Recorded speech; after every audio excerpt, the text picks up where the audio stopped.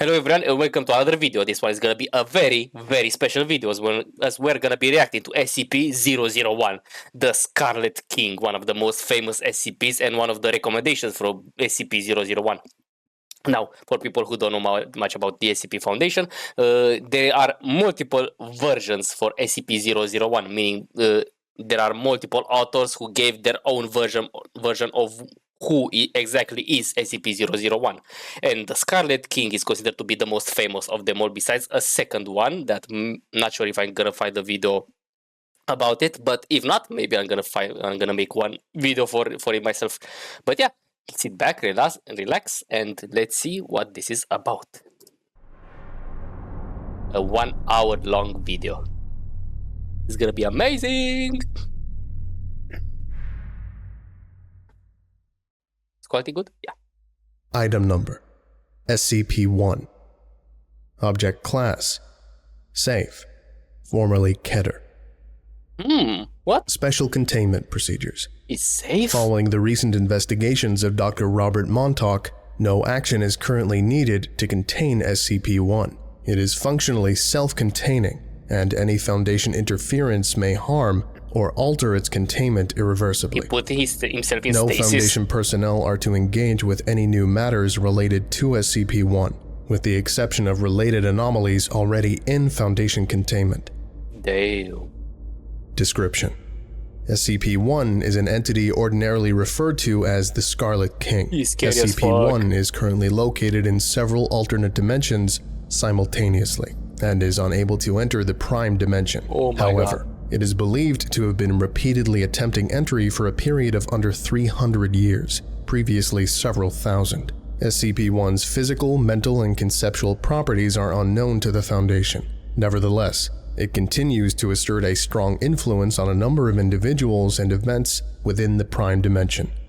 It is believed that SCP-1's existence represents an ongoing but dormant Tashkent-class cross-pollination scenario. Should SCP-1 enter the Prime timeline, an irreparable alteration to normalcy will occur. Containment of SCP-1 is, however, unnecessary. Previously top priority. Any attempt to alter SCP-1's classification or object class will result in immediate dismissal from the O5 Council. Damn. References in art and oral tradition to SCP-1 appear across a wide variety of human and non-human cultures across the universe, including in communities which have never previously had any contact with one another. Common descriptions within these traditions are of a red creature of immense size, ordinarily wearing a golden crown or other headdress signifying royalty. Although the names ascribed to SCP-1 vary, the majority contain two elements: a word signifying some form of royalty combined with a word signifying the color red.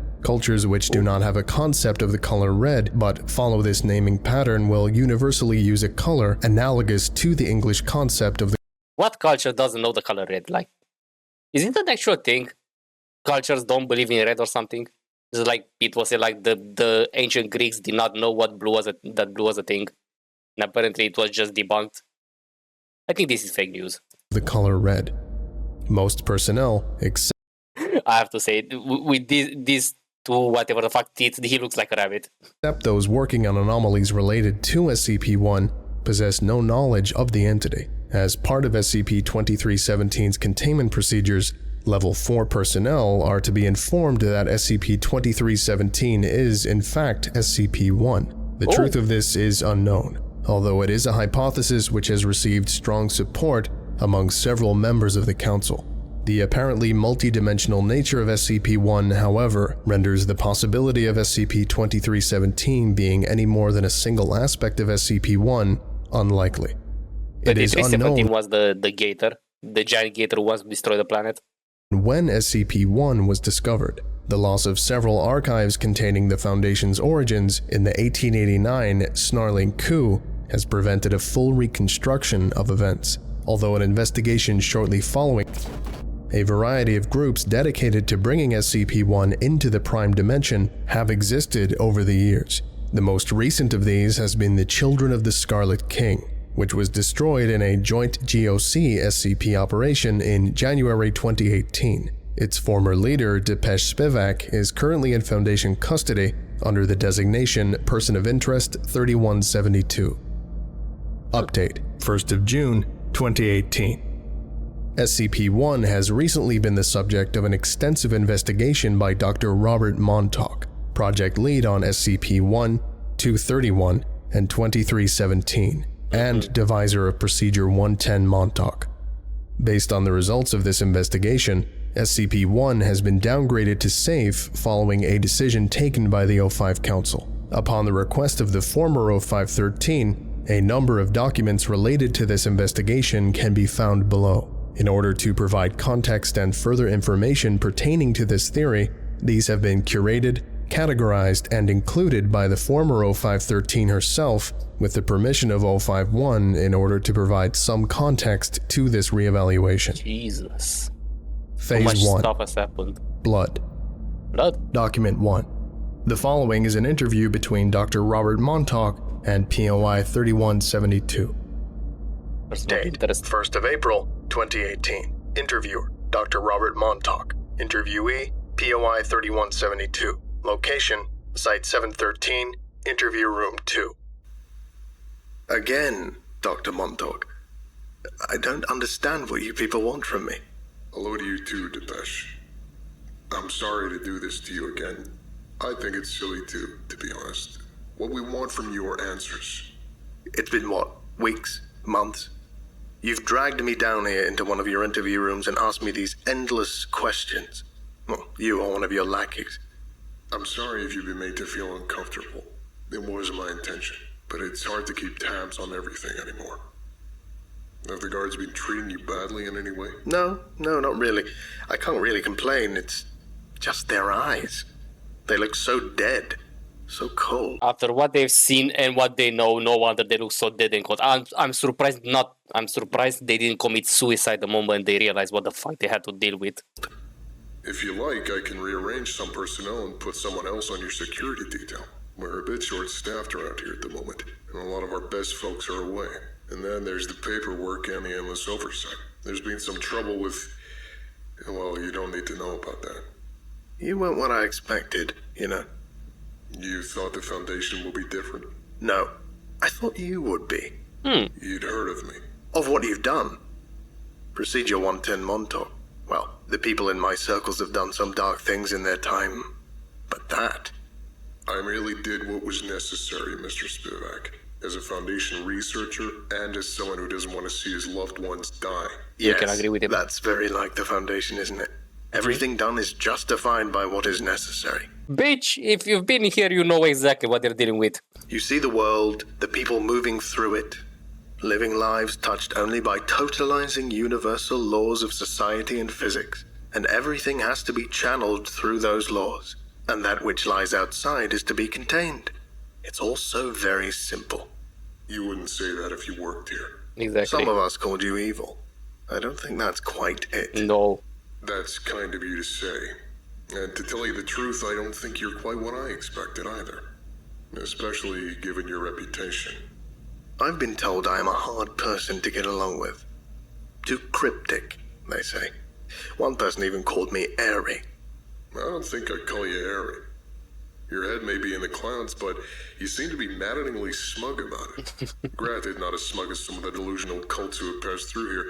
I suppose I should be thankful for that, at least. I'll try not to take that as an insult. But this is what I don't understand. Your procedure, 110 Montauk, it's not... I can't discuss that, I'm afraid. We must get on. Time and tide and all that rubbish. Please tell me what the children of the Scarlet King's overall intention was. Ooh. The children are dead. There's not much left to tell you. I would like to hear things in your own words. Then I suppose you could say that our intention was to save the world. How? And how are you planning to go about doing that? By bringing the Scarlet King into this reality, of course. You know this already. You're an idiot. But how would that save the world? Doctor, is this really necessary? Yes. You took away his daughters years ago and ended up killing most of them. You have already annihilated our society, and I'm sure you know all about what went on within it. We worshipped the king, pretending he was Satan or some other ancient god or evil. Our inner circle believed in violation as the ultimate holy act. We failed. You and the book burners destroyed us, and the matter has been put to rest. You seem awfully calm while describing the destruction of your life's work. What else can I do? I know how this is going to play out. Maybe I always did. Why do you refer to the Global Occult Coalition as the Book Burners? Were you and your group affiliated with the Serpent's Hand? It's complicated. It's a simple enough question. True, just answer. But there isn't a simple answer. Still, yes, we were affiliated with the Serpent's Hand. Most of us passed through there one time or another. They will to disavow us, of course, if you speak to them about us. They're not monsters like we are. They have moral precepts, you see. Their whole point is to look for wonder, and since they see no wonder in the king, they repudiate us utterly. But they know, deep down, they need us. They need you? What for? For the same reason they let us live. To bring him in. We raided the library, fought them, skirmished with them. They had a huge quantity of dirt on us, far more than you do. But they never finished the job. They're as bad as you jailers, in their own way. The same compartmentalization, the same singular goals. Their existence is based in nothing concrete. The empty time of history. That's all. Indeed, they came into being the same time as you. You're more similar than you realize. That's impossible. The Serpent's Hand has been documented as existing long before the Foundation in any... No, you missed the point. The library's always been there, yes, but not the Hand. The Hand was something new, like you all are. You think anybody ever cared about wonder in the old days? Nobody cared about wonder. They cared about food, family, and blood. That's true. What's that supposed to mean? It means... you wouldn't get it anyway, but the Hand would. I think even the book burners do, in their own way. But the Hand is scared. They try to blot us out, forget us. We're what they should be, but never can be, you see. Look, Depeche. I have tried to make things more comfortable for you, but we need some give and take. You're speaking in cliched, cryptic riddles. I want some answers. I can't tell you everything. You wouldn't treat the information properly. You treat it as scientific fact, something to be swallowed, understood, contextualized. And what's wrong with that? Why are you doing this, Doctor? Why are you dredging this stuff up again? I shouldn't tell you, but... screw it. I'm tired of this. I've been working on SCP-001 for 2 decades. Project lead for almost 9 years after I came up with the procedure.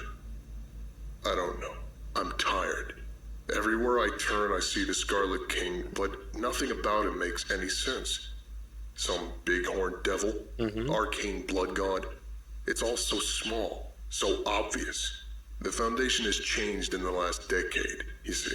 We've faced conceptual demons, malevolent genre dwellers, sevenfold destroyers, all of which are far worse than some old sacrificed deity.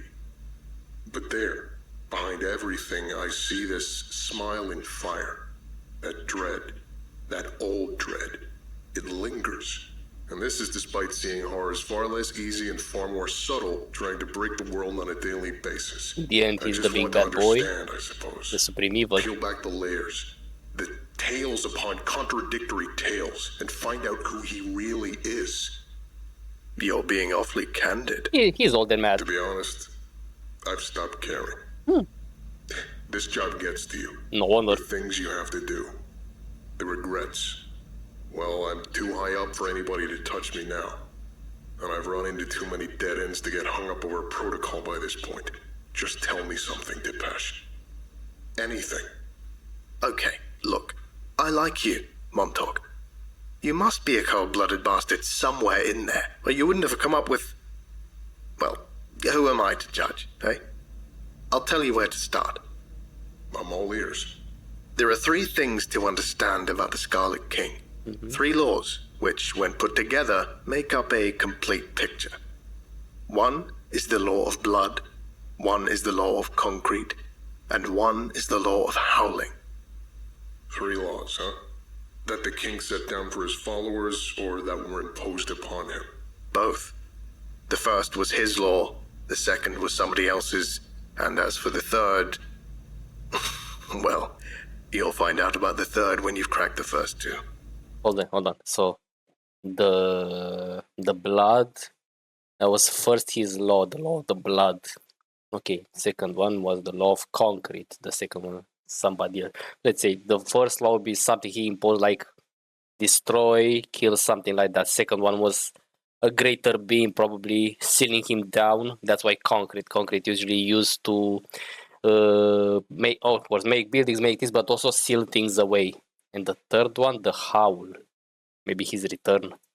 Very cryptic. That's all I can tell you for now. You need Usually, to learn. a howl for the wolves means a call. Come to me, something like that. The howl probably means he's beckoning, his call to the world. In the proper way. That's really all you'll give? That's all. All right, Depeche. Good talking with you, as ever. Document 2. The following is an extract from the memoirs of one Jack Hurst, a defector from the Children of the Scarlet King. Hurst was a high-level reality bender, capable of entering the bodies of humans in the past and experiencing their thoughts and emotions firsthand. Damn. The following is a description of what Hurst called the Battle of Gemeleth, purportedly a battle between SCP-1 and his followers against a group called the Children of the Urns. Hurst apparently experienced the battle from the perspective of a foot soldier in SCP-1's army. These memoirs were written shortly before Hurst's death in 1976. They were among the first documents consulted by Dr. Montauk during his investigation. The fortress was monumental, made of volcanic rock and jagged iron, and built into a vast mountain. Every measurement, every angle was calculated to promote the king's ideology. The steel slats and bars may have seemed to be jutting out in random half-sawn directions, but if you could see the whole, then you'd see the symmetry. It was a perfect expression of cosmic order, expressed in endless sevens. It's a tough trip to remember, but The number bits of and creation. pieces come back. We were slaves, I think. We had been taken from a far-off land. The nobility looked down upon us with cruel eyes, but the king didn't care. He rewarded us, and so we were the instruments of his rule. Like a warlord. When a village required the justice of the king, we would descend upon them with blood and iron. The villagers feared us, and that felt right to me. But when the horde came, with fire and burning and their cries of freedom, the villagers were still just as scared as they had been of us. That was not the fear of their master, I think, but the fear of anarchy.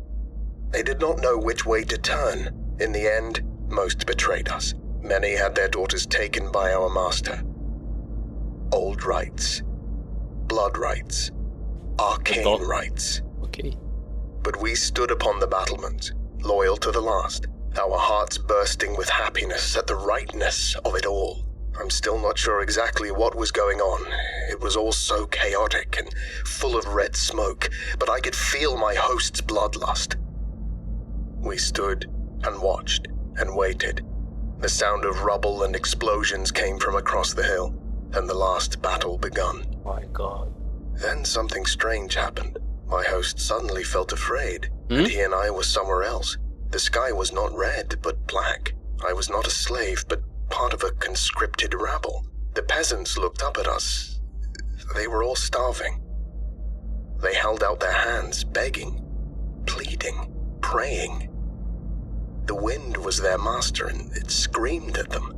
The horde was coming, but they, too, were starving.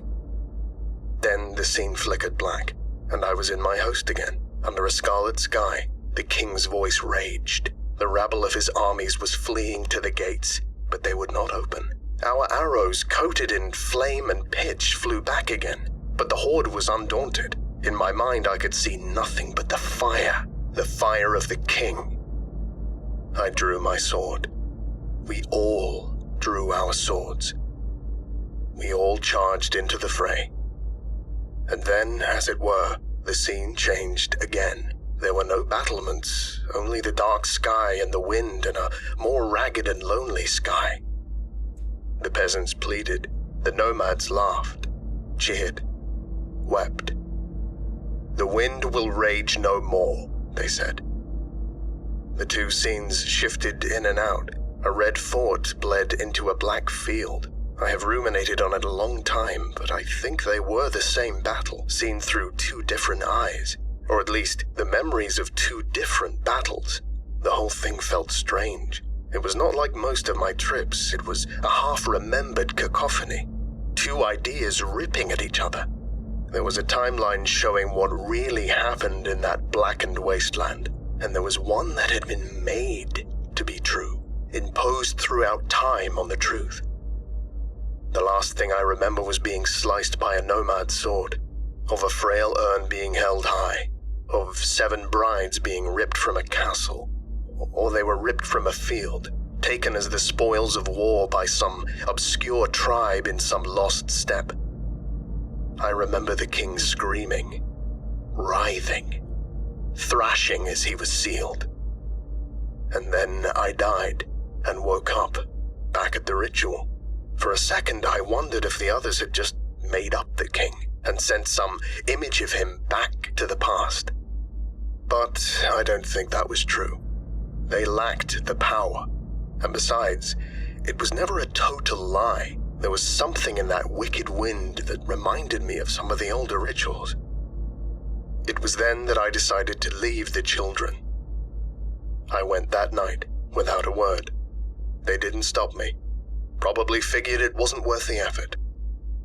They were so certain in the success of their mission, but I wanted no part in that anymore.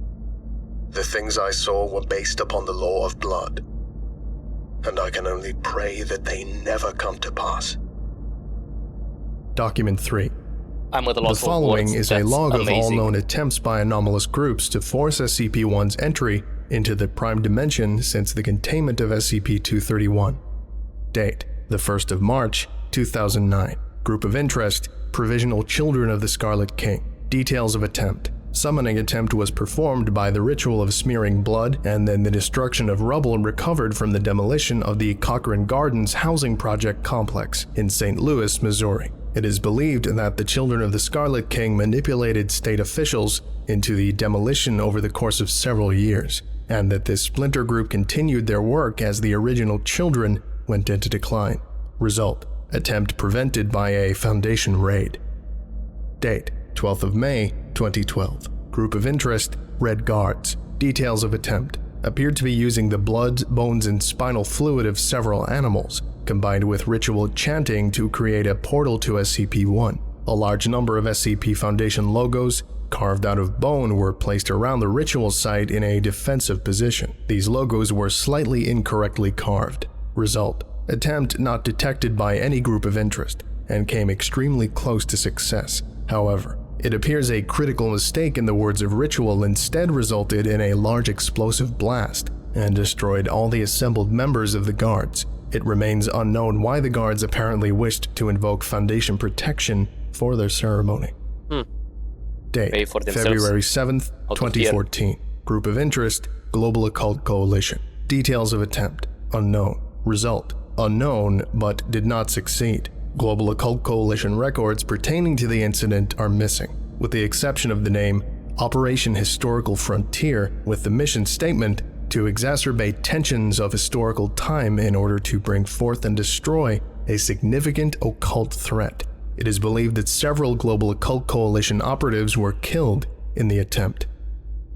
Date: 1st of January, 2017. Group of interest: Army of the New Dawn. Details of attempt: attempt involved the ritual burning of several calendars adhering to the Gregorian calendar, while members of the group raised up blood-soaked calendars adhering to the Julian, Hijri, and Persian solar systems to an effigy of SCP-1. Result: attempt prevented by members of the Serpent's Hand. All materials were recovered and taken to the Wanderer's library.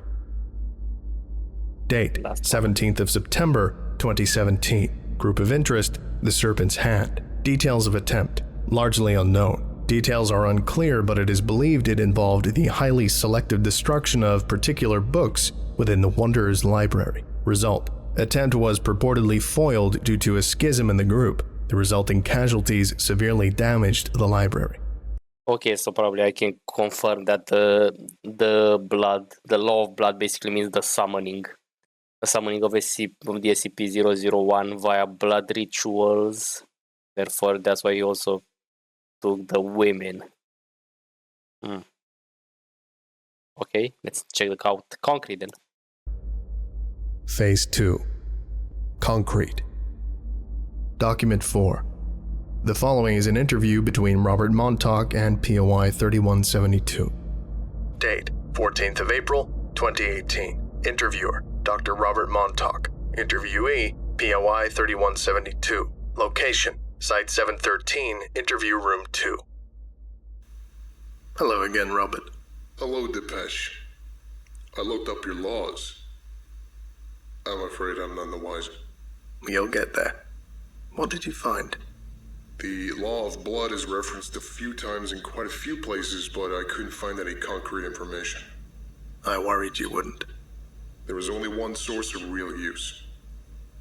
A description of something called the Battle of Gemeleth, written by a defector from the Children. Hurst. Yes. I read his memoir once. The only genuine witness of the King's sealing. Although a rather unreliable one. How on Oh, earth? he embellished. He didn't leave straight away. I stumbled upon some early draft in his things, shortly before he left. I was young back then, and I remember how passionately he argued after his vision. Said we got the king all wrong, and that he wasn't a demon or a monarch, but that he was a voice on the wind. Wait, on the wind? When I was older and had figured it all out, I was surprised how close he got to a fuller understanding. He just wasn't quite there. Okay. I should have guessed he was a liar. He's not a liar, exactly. Just a little lost. And he basically wrote, he basically wrote what he believed he understood. It was the right answer. And you only have my word for it, Doctor, which the Foundation has made abundantly clear it doesn't trust. There's no reason to doubt you. What do you have to lose? You seem as eager for me to learn the truth as I am. True. And on that note, I have a question, if I may. Shoot. The longer I keep you talking, the greater the chance you'll slip up and tell me something you shouldn't. Do you know why the Procedure 110 Montauk actually works? Sorry, Depeche, I can't talk to you about that. That's okay. I think I know the answer anyway. Tell me, did you lose someone? I don't know what you mean. Sacrifice. I'm sorry to bring back painful memories, but I have looked at the Foundation archives too, you know. It was necessary back in the day to check up on what your lot were doing to his daughters. I know that your brother... Stop talking. This interview is not about my private affairs. I'm sorry, Doctor, I didn't Wait. mean... Please state the meaning of this. Hold on. Does necessary back in the day to check up on what your lot were doing to his daughters? I don't know. Wait, were one of the daughters of the Scarlet King related to him? Oh my god, that must be Law of personal. blood. Isn't it obvious? Jesus. It's the way the Scarlet King ruled. Mhm. There was order, but it was through the imposition of an iron will on the peasantry, through armies of slaves, through a nobility bred to be cruel. The realities of the world of his day in his corner of the globe. Does this have to do with SCP-1's nature? What are these other laws? I suggest you look into the second. I don't have time to play your games. Tell me now, POI 3172, or you will be escorted to solitary. Oh, Dr. Montauk, I am sorry, but you must look for the law of concrete. That is all. This interview is terminated. You pressed the wrong button, fool. Document 5. The following is a page from the 1891 report of Agent de Beauvoir on Lost Foundation archives following the 1889 Snarling coup. The report was lost shortly after de Beauvoir's termination in 1895, along with several other documents from the Foundation archives. This page was recovered through unknown means by Dr. Montauk. No other materials from these data losses have been found. Summary.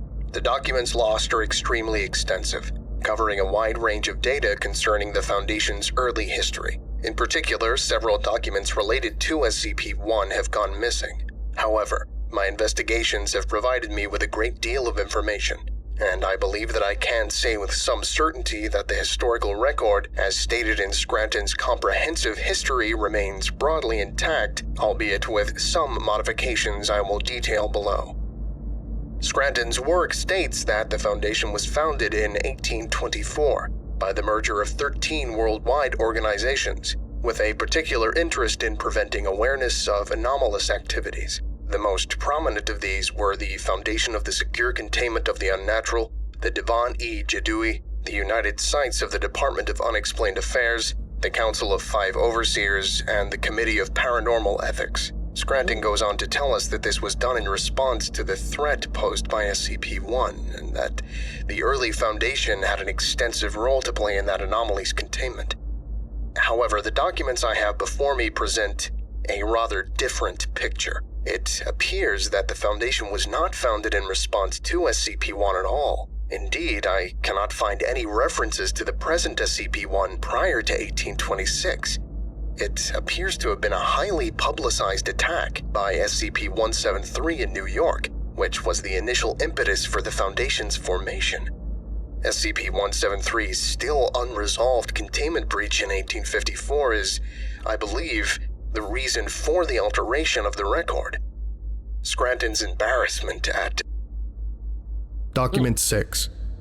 The following is a table compiled by Dr. Montauk. It shows a series of votes passed by the O5 Council correlated with incidents potentially or certainly involving SCP-1. Date of vote: 9th of July, 1844. Description of vote: vote to officially standardize documentation across the SCP Foundation. Passed 13-0. Related SCP-1 incident: a series of hymns devoted to SCP-1 heard outside Site 1. Date of vote: 1st of February, 1857. Description of vote: vote to standardize containment procedures for SCP-1. Passed 12-1. Related SCP-1 incident: all members of the O5 Council reported dreaming of an unidentified man of South Asian origin weeping. Date of vote: the 9th of November, 1895. Description of vote: vote on the termination of Agent de Beauvoir. Passed 6-5. 2 abstentions.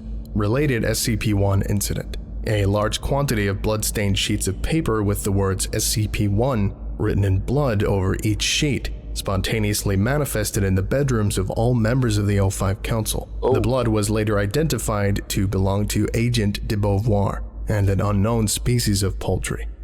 Date of vote: 10th of October, 1902. Description of vote: vote on the implementation of the site system. Passed 10-2, 1 abstention. Related SCP-1 incident: a location in North America saw sudden and unexplained wildfires. Residents reported seeing dragons made of fire and a horned crown appear in the night sky above the area. The wildfires were found in 2007 to have begun at the location of the future Site 19. Date of vote: 23rd of January, 1922. Description of vote: vote on the containment procedures for SCP-2317. Passed 4-3, 6 abstentions. Related SCP-1 incident: several cracks appeared in the earth near Containment Area 179. Red smoke was seen pouring out of each crack for 7 minutes, before the cracks abruptly closed. Date of vote: 8th of February, 2011. Description of vote: vote to unify the project purviews of SCP-1, SCP-231, and SCP-2317. Passed 10-2. 1 abstention. Related SCP-1 incident: a series of hymns devoted to SCP-1 heard outside Site 1, interspersed with the sound of laughter.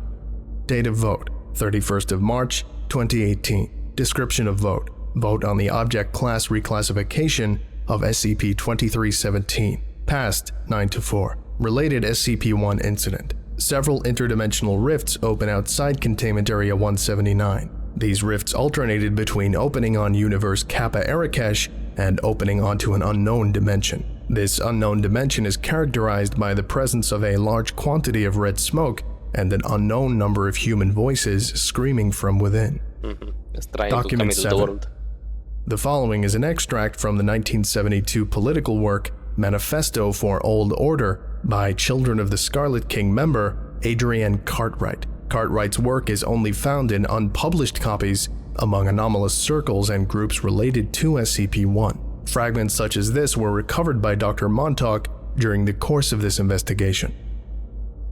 The sin of modernity is vital to understand. It is not that we glorify the pre-modern. The suffering was very real and very extant. We must not fall into the trap of seeing the past as a series of beautiful Arcadias. full of dancing around maypoles and shepherds living in pleasant So anarchy. far, I agree with him. The past You'd be surprised how common it is to romanticize history. was brutal, but it was also real. It wasn't really the pre-modern too. That is merely how historians have characterized it. They are wedded to their theory of modernization and can conceive of no alternate mode of development other than a singular drive towards the contemporary West, with other modes of living seen as being stuck in some imagined earlier place on a timeline. It's all nonsense. The people of the past were capable of seeing the world as it really is. Those of us who have joined the King's forces can all see this truth, that there is something very, very wrong with the world in which we live. Our buildings are made of calcifying, peeling concrete as we shamble each day to jobs and lives created solely for the purpose of maintaining their own system. But there is no other way to live. Socialism, anarchism, syndicalism, these are little more than constructed pipe dreams. The frail thoughts of lesser men trying to impose their antiquated prejudices on the world around them. No. There is only one alternative way to live. To cast down the law of concrete is to raise up the law of blood. Okay. We must learn what it is to die, to be enslaved, truly, brutally enslaved, with no compassion or compunction from our masters.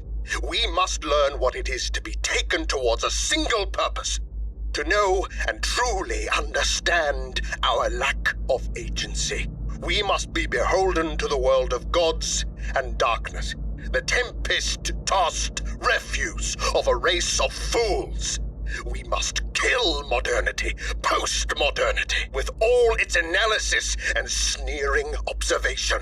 There is only one rule, the rule of chaos, for humanity, for life, for the Scarlet King. Okay, so the rule of concrete is basically modernity. Destroy modernity because it has reduced the law of blood, and let's bring it back the times when everyone was killing each other, and bring back the monarch who would be willing to destroy everything in its path in order to bring supposed unity. Okay, and now it's time for the howling. Phase 3. The Howling. Document 8. The following is an interview between Dr. Robert Montauk and POI 3172. Date, 29th of April, 2018. Interviewer, Dr. Robert Montauk. Interviewee, POI 3172. Go again. Location, Site 713, Interview Room 2. Hello, Depeche. Hello, Dr. Montauk. I hope our last meeting... I'm sorry for my unprofessional behavior. You touched on a sore subject. It was Of course. I will try to refrain from doing so in the future. Shall we begin? This time, Doctor, I have a question for you. Indeed. I suppose it can't be worse than your last. Well, what do you know of the origins of the Scarlet King? There are many theories. A creature from the abyss, some shambling thing of old, a denizen of Oligata. They are all, I will not say lies, but the texts have changed. The knowledge has changed. The past itself has been changed by what came after. He's changed the past? No. His past has changed for him. But now you tell me something. This should be a give and take, after all. This is not... Why did you approve the Montauk procedure? Here we go again. I'm sorry if I've offended you. I thought I made it clear that this is none of your business. See, the thing I don't get is that it should not have worked. Not in the way the Foundation does. This is not under discussion. What happened to Jacob, Doctor? What happened to your brother? This interview Oh, is... all right, I'm sorry. I'm not trying to hurt you, Doctor, truly. I just want to understand. It's just, it shouldn't have worked. The child should have been born. I was angry. When I drew it up, it was unprofessional. Did you think we took Jacob? Well, what the hell was I supposed to think? I start looking into your lot, making discovery after discovery, and then he Look, this isn't So relevant. All he right. thought the children of the Crimson King took his brother. All right, I'm sorry I asked. But can we And that's why he created the procedure. He has like revenge. If you kill my brother, I'm gonna destroy all of you, or I'm gonna save my brother. agree that this was not a decision made scientifically? That it was done in a moment of rage, fury, hate? I didn't... The girl. I didn't mean But to... you did, Doctor. Look, I'm sorry. I don't mean to dredge these old wounds up for you. Why are you then? Because I just want to understand. And now I think I do. How? I don't know where to begin. Let me go back. I don't think your department has very much activity in recent months. Not after the Hands attempt to open the gates, right? Your procedure keeps the girl from giving birth. The nomads keep fighting their endless war. The spears are safely locked away by the book burners, and the Devourer, well, there's nothing you can really do about the Devourer now, is there? SCP-2317 isn't SCP-1. Wasn't SCP-1. Wait, hold on. But the thing is, you've been telling everyone he is. Technically, you're meant to think that he is. If I understand Foundation hierarchies correctly, you are only a level 4 after all. I don't understand. Across every culture, in every city and tribe and civilization, you've come across the idea of the Scarlet King. Always the same. An emperor in red with a burning crown and an ethos rooted in some archaic fear of female sexuality. He is always the same. A monster that is all-consuming and terrible, but so understandable. The big bad thing in the dark, full of rape and fire and old blood ritual. Bad word. Does it never strike you as odd that this is the thing behind the eyes? You've faced monsters far grander and more subtle, as you've told me yourself. But always there's that lingering fear and knowledge of this hidden but oh so simple thing standing behind it all. You know what strikes me as odd. I told you as much myself. But I also stopped trying to make sense of our world a long time ago. The anomalous does not play by the rules of man. I'm too old to start redefining the universe. But the thing you don't remember, or don't know, is that this wasn't the only past. The Scarlet King used to be something very different. He wasn't a monarch. And he wasn't always red. He was the whisper on the wind that kept the peasants working, staring up in fear of his righteous famine. He was that inborn knowledge of a world of gods and demons which belied human agency and existed beyond us. He was the cold hunger of famine that had no rhyme and reason, but the cold apathy of a supernatural beyond us. And given enough belief, he could be the Devourer too. He is a creature of truth. You mean he transformed from one type of deity into another? The Scarlet King is not a deity, Doctor. The Scarlet King is an idea. What? But he's real, physical. We've seen... I can't tell you anymore. Not yet. Did you find anything out about the law of concrete? No, not much. I found out that there seems to be a disturbing correlation between the activities of the King's followers and... I'm gonna stop here. No, actually, I'm gonna continue the video, but first, I think I understand what he's talking about. In Warhammer 40k, there are these things called the Chaos Gods. Basically, there is the god, the god of war and blood, the god of pestilence, the god of magic and deceit, and the god of goddess or whatever the fuck they are, of pleasure and pain. And basically, they aren't typical gods like they existed always or were born from supernatural phenomena. No, they are reality and ideas manifested into a physical being. Like the first three gods, the god of pestilence, of magic, and of were created by humanity through their action and their beliefs.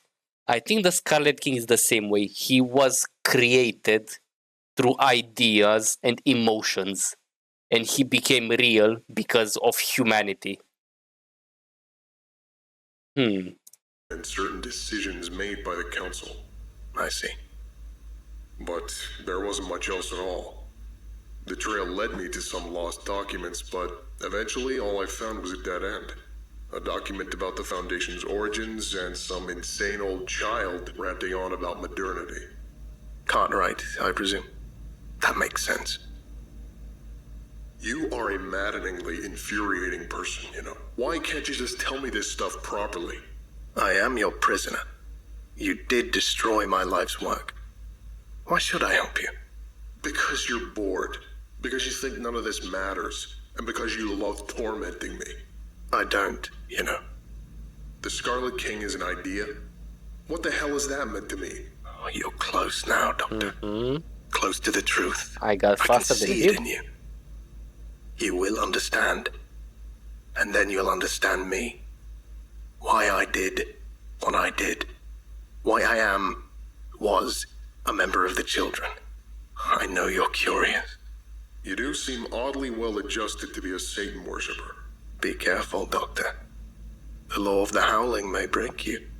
Cryptic as ever, Spivak. Alright. Until next time. Goodbye, Doctor. Document 9. The following is a translated excerpt from the 1953 Bengali work, Lala Raja. The work had been lost for some time and rediscovered by Dr. Montauk in the course of this investigation. And so the British rule continued. Something began to come with them, piece by piece. A shadow at first, a red thing, but it was not whole. It was not even in pieces. It was something that crept up slowly, piece by piece. It met the shadows of our country, the mice bleeding in the rice fields, and it began to take form. It didn't have a mind, not at first. It wasn't enough of a real thing to have one. It was a set of images. It was a blood-red slab of skin taken from the heart of some Christian demon, which was set upon an ancient magician of Hindu rites. But then it was categorized, written down, described with precise scientific terminology. It didn't like that. Things of magic, technology, empire that were never meant to mix, all came together and began to bend the nature of the world. As Europe came to us, more and more as we learned to be civilized, our religion began to change too. Anantashesha was not an ancient and capricious god in the form of an immense snake. It was a moray eel of scientifically unusual size, noted for producing amnesiacs and causing a cognitohazardous effect. We learned that we were Hindu, that we always had been Hindu, and that all our various and mixed beliefs were all variations on a singular ideal, because the British weren't comfortable enough with another way of living which could not be classified, explained, killed, like a butterfly pinned to a board. But beneath lay this fury, a cry for authenticity, for reality, even as we expressed ourselves more and more in their language and their categories, even in our struggle against them. It lay in our literature, in Tagore and others. It lay in our Adda, in our menial jobs as clerks. The endless struggling tension between the old and new, between modernity and pre-modernity, and in those fault lines, in that cry of rage and fury, in our hatred of the old and the hatred of the new, there rose a hybrid obeying nothing but the law of the howling. There rose the Lala Raja. Because Hold on. Then the struggle tension between old and new, between modernity and pre-modernity, in those faulty lines, that cry of rage and fury, in our hatred of the old and the hatred of the new, there rose a hybrid obeying nothing but the law of howling. There rose the Lala Raja.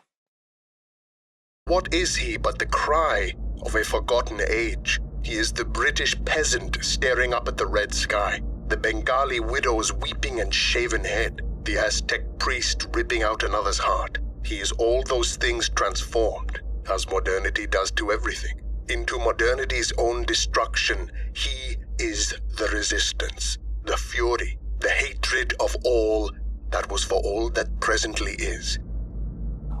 What So we hard to were was understand. full of good and evil and all else mixed together. The happiness, the beauty of the world, the struggles and heartache and reality of it all. But now we have lost almost all of it to the machine, except our rage. And that's all that's left. And thus comes the king. The howl of the destroyed and forgotten and oppressed. His only purpose is to destroy. So, the howl. A cry against modernity that is trying to destroy the old. So esoteric. It's so hard to put it together. Not even sure if I'm right or not. It's amazing. Rape, maim, enslave, and smile. Smile, that smile of a king whose enemies weep before him. He cannot exist where there is no modernity, because his entire purpose is given to him by modernity. He is a god of blood, a god of spine and bone and sinew, to remind the denizens of this world that it is not good. It is cruel and hateful, and that is good. That is right. Modernity is a sin, and he is the correction, so that we can once again live as we must. Cold and hungry and starving and very, very afraid. Document 10. The following note was found in Dr. Montauk's personal quarters. It is believed to have been written shortly after Dr. Montauk's discovery of Lala Raja.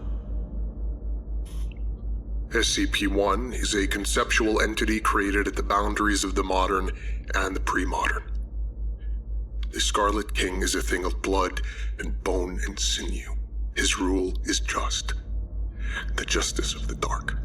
SCP-1 is a creature, emperor. A physical being made manifest in a conceptual. He comes with fear and a sword, I think he's losing dripping his mind with wrath slowly. and fire. SCP-1 originated in ancient Turkmenistan. It is believed that it was originally a Scythian deity who rode with thunder in their hooves and the bow on their backs, laughing as they slaughtered.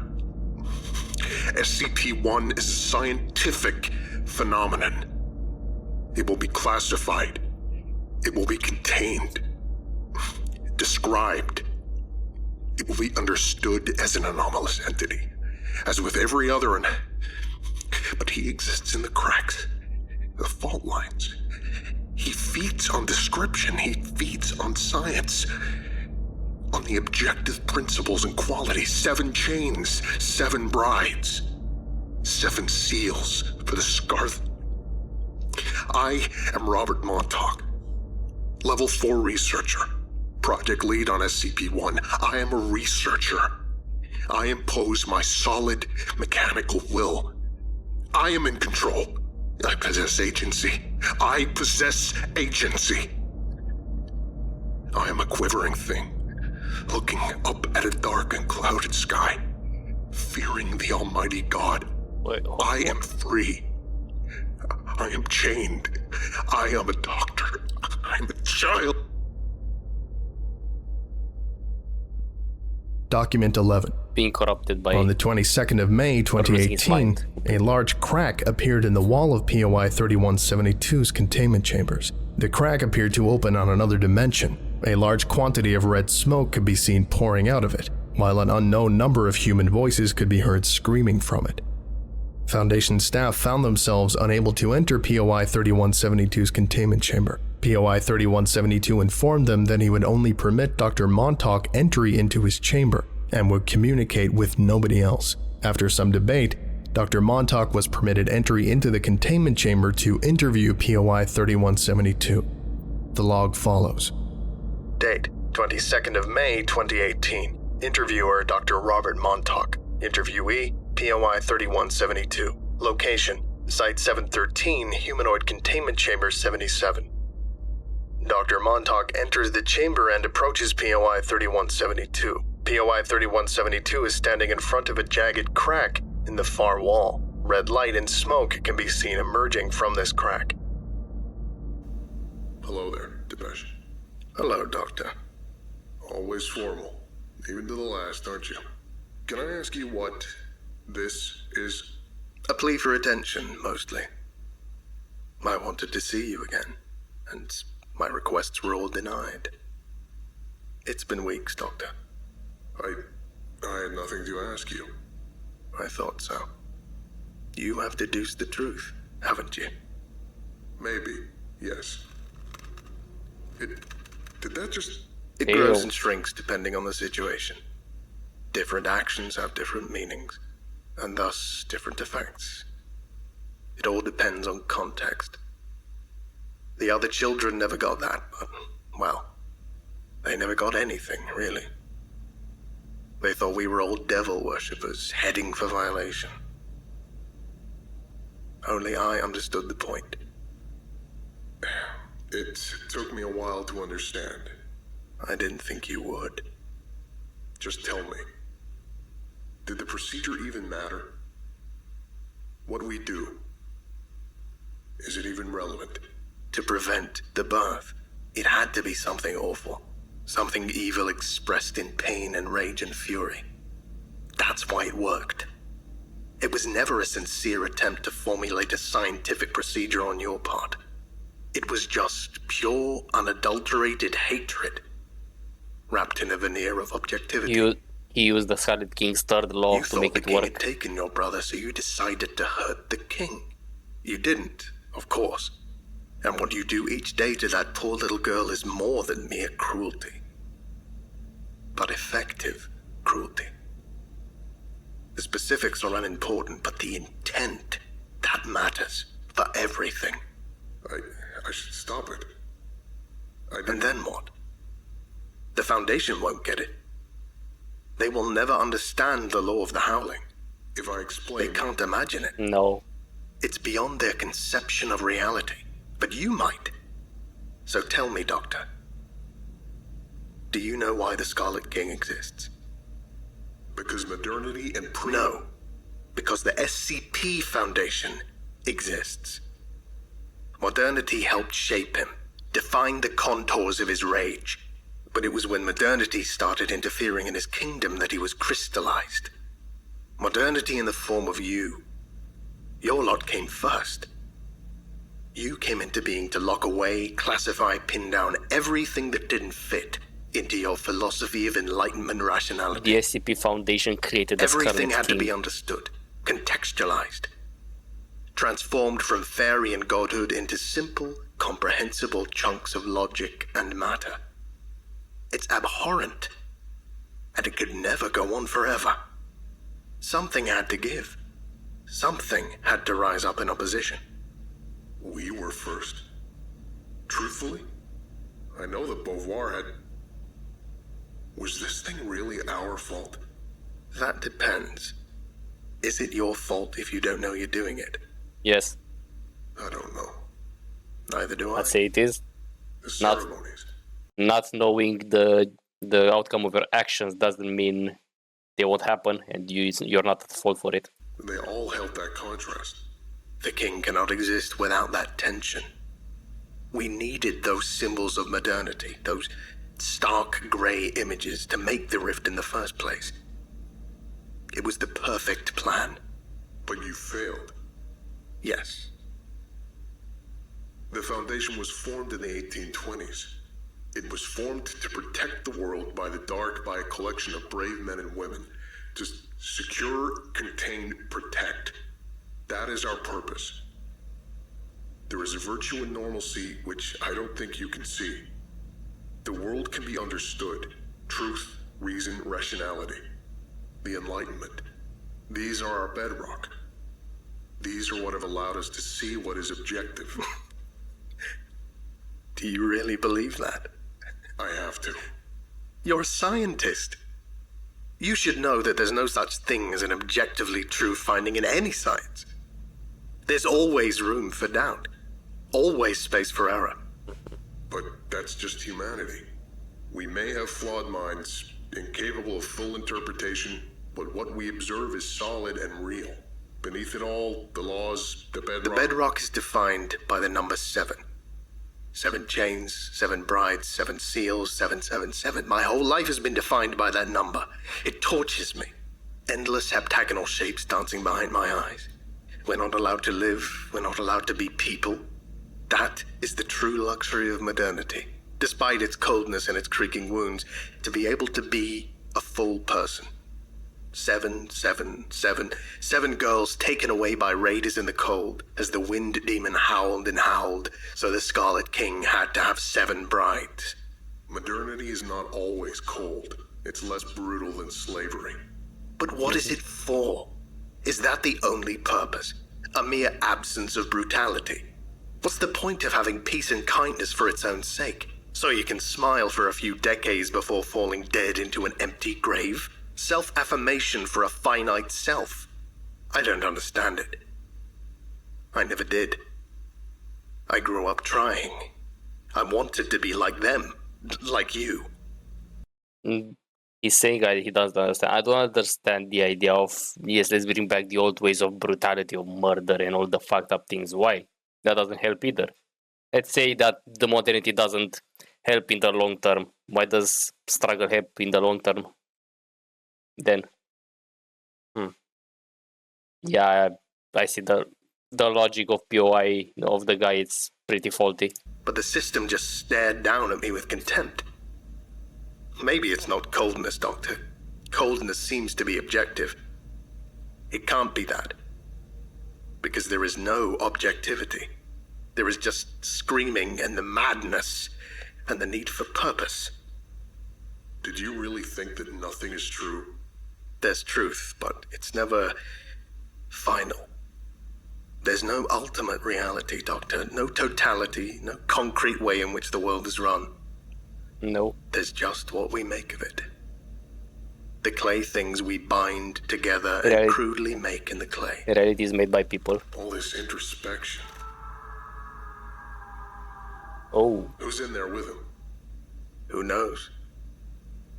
His 7 brides, his loyal nomads, ancient servants, more creations of the gap between realities.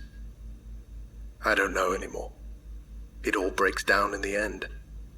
All I see anymore is the fire. I don't see the worlds, or gods, or kings. I don't see anything but the flames. What else is there? This stuff? Matter and the physical? All banal, all fake. I only see the smile of my king, forged out of burning and frail matter. And it's the sight that hurts. It hurts so much, behind the eyes. It is burning and being consumed, and it's never, ever finished. Then why not stop worshipping him? I was a frail thing. I was born in the cold and the dark. I tried my hand at writing when I was very young. I tried my hand at many things. Bartering, starving, surviving in the marketplaces of Calcutta. Like so many of us struggling to live while you Westerners grew fatter on our forgotten wealth. I grew mad. There was no meaning, no purpose. In a country born to be ripped apart. I tried gods, but they were silent. I tried reason and atheism, but they were just as empty and unreal. Because they were always going to be. Because... Don't say it. You have to hear it. I don't want... No, listen. Robert, just listen. You know now what the Scarlet King is. He is a creation of swirling anomalies, of so many different times all over the world.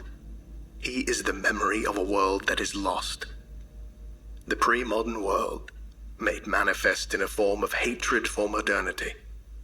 The new, the humanism and smiling coldness that marks our day-to-day existence. Forged from a perfect balance of irreconcilable anomalies and our breaking minds. He is an entity created by this overwhelming, unavoidable tension. Of the howl of the old world when faced with a cold, grey, purposeless new. He is the revenge of our fallen past. He is the idea of the ancient in a world which discards and fetishizes it. He is the tension between the modern and the pre-modern made manifest. Yes. He is the fault line between two irreconcilable worlds. And he can only, in the end, destroy them all. True. And that is what is right. What do we do now? You shoot me. Let them take my corpse. Go back to your life. It won't last long now. The King's coming is inevitable. You might try to do something to stop it, but it won't work. The Foundation has too much at stake. Too much resting on the preservation of their ethos. They will coat the world in concrete gray, and the King will rise from the ashes, and the children won't even have to lift a finger. I don't believe you. Believe what you like. Come, Doctor. I think it's time. Just tell me one more thing. Was it you who took Jacob? No. We had no idea who he... Ew. Dr. Montauk terminates POI 3172. The crack disappears. Document 12. The following is a record of O5 Council Vote number 4985. Council Vote 4985. Vote to approve suggestions made by Dr. Robert Montauk on Foundation operating procedures for improved containment of SCP-1, proposed by O513 on the 30th of May, 2018. 4. O52, 6, 7, 10, and 13. Against. O51, 3, 8, 9, 11, and 12. Abstain. O54 and 5. Vote denied. Damn. He denied him. Statement by 051. Dr. Montauk's investigations have been most illuminating. They have certainly raised some serious concerns about how the Foundation has been operating in recent years, but we feel his suggestions go too far. The ethos of the Foundation is comprehension. Postmodern notions of the fallibility of objective universal truths are all very well in academic circles, but the Foundation has always been first and foremost concerned with practicalities, basing its analyses on the hard sciences and unquestionable truths. Changing our intentions and modus operandi... Or he tried to make them not classify as much as and not detail as much as they have been doing, and it failed. Which means the Crimson King will come even faster. is frankly an absurd proposition. Our duty is and always has been to die in the dark, to protect those in the light. If we begin to abandon or redefine the notion of what dark and light are, we risk a sharp descent into tyranny, incoherence, and the loss of our mission entirely. This must not happen. We cannot engage in cavalier redefinitions of what the Foundation's very essence is. We thank Dr. Montauk for his work, and we will be accordingly updating SCP-1's classification to safe as a result of it. Containing SCP-1 is no longer as difficult as it once was, despite its potential danger. If Montauk's information is correct, then it seems clear to us that the Foundation should simply take a more laissez-faire attitude towards SCP-1's containment. You can't contain him, that's We the look problem. forward to a more productive containment relationship with our oldest anomaly going forward. What is wrong with this guy?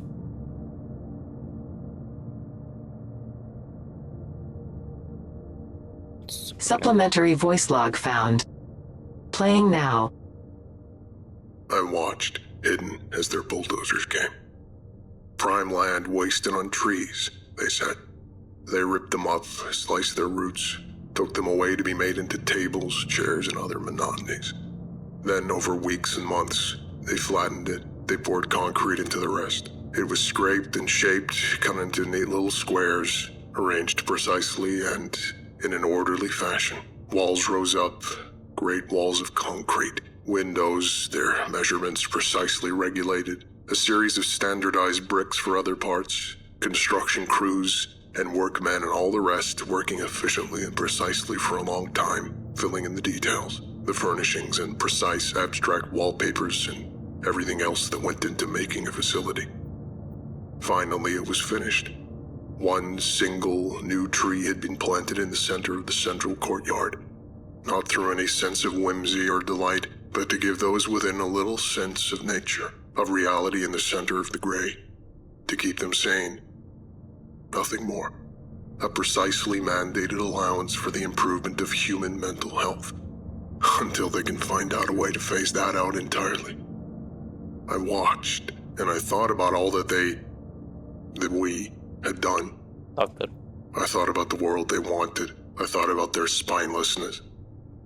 I knew what good was, and what evil was, and I saw none of it in either of them. I thought about hollow men made of straw, plastered together with thick paste and sold in 1,000 identical ways in 1,000 identical shops. I thought about what we had lost, and I howled. At night, the day before the site's grand opening, I dug up the seeds of the tree and replaced them with a seed of my own devising. And over Site 231 will stand a thing of blood and bone and sinew. A tree that drips and leers and feeds. It will drip strange fire, and that fire will both burn and warm in equal measure, and they will look up at it and wish they had listened while they had the chance. I know this path is wrong, but at least it's a path. With thoughts and prayers. Robert Montauk, child of the Scarlet King. He made it. He made it turn into what made them join them. This has been absolutely amazing. A force of old reality battling modernity in order to bring the old ways of suffering to destroy the old world, that the new world that it requires for its existence, all because the old world and the people who still use the old ways howl, asking for it to come and help them. A force of reality itself. This has been absolutely amazing. Thank you very much for watching. I hope you had enjoyed it and probably figured out things better than I did. I'm 100% sure I got some things wrong, but I guess this is just my take for now. And yeah, see you all next time.